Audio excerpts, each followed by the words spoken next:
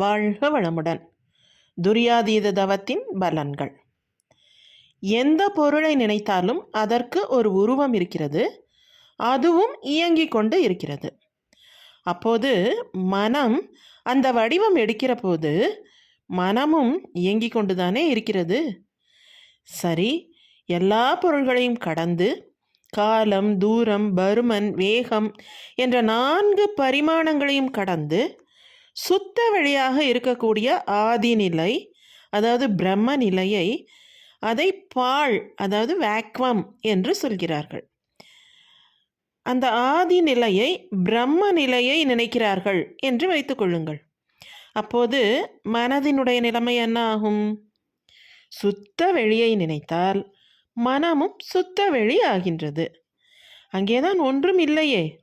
ஆகவே மனம் தானாகவே நிற்கிறது. இதுதான் துரியாதீத தவத்தின் ரகசியம். துரியாதீதத்தில் நின்று பழக பழக அதே மனமானது வேலை செய்கிறது, ஆனால் நிலைத்தும் நிற்கிறது. மனம் இயங்குகிறது, ஆனால் அலைவதில்லை. ஏன் அலைவதில்லை என்றால், ஃப்ராக்ஷன் எல்லை கட்டிவிட்டால் அலையும், எல்லையை நீக்கிவிட்டால் அது எங்கே அலையும்? அதுதான் பூரணமாய் ஆகிவிடுகிறதே. எனவே அலைவதில்லை. அதனால்தான் நிறைபேற்று நிலை என்று துரியாதீதத்திற்கு பெயர் கொடுத்திருக்கிறேன். இங்குதான் அறிவு நிறை பேறு பெற்று இறைநிலையோடு இணைந்து நிற்கிறது. தெய்வமே அறிவாக, அறிவே தெய்வமாக, பொருள் நிலையில் ஒன்றாய், இயக்க நிலையில் வேறு வேறாய் இருக்கும் பேருண்மையினை அனுபவத்தில் காணும் பயிற்சி இது. உயிர் பிரம்மத்தில் அடங்கி நிற்கிறது. திரிகால ஞானம் மலர்கிறது. ஆணவம், மாயை, கன்மம் அடியோடு ஒழுகிறது.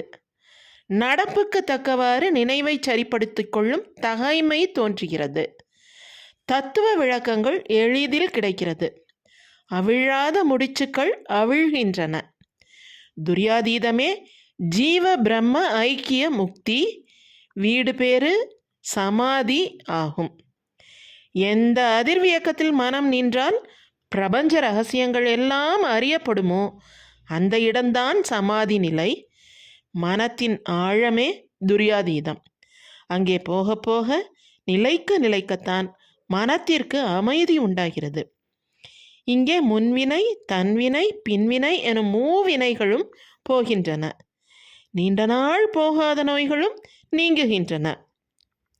அறிவை இங்கு மெய்ப்பொருளோடு இணைத்து தவம் இயற்றும்போது அறிவிற்கு அமைதியும் ஓய்வும் முழுமையும் கிடைக்கின்றன. இதனால் மன தூய்மையும் வினை தூய்மையும் பெறுகிறோம். வெட்டவெளி, பாழ்நிலை, சூனியம், சிவகளம், ஆதி, அனாதி, பிரம்மம், பூரணம், மெய்ப்பொருள், பரம்பொருள், சிவம், பேரறிவு, முக்தி என்பன எல்லாம் துரியாதீத தவ நிலையையே குறிப்பன ஆகும். நிறைபேறு மனம், முழுமை பேறு, வீடு பேறு என்பதும் இதுவே ஆகும். வாழ்க வளமுடன்.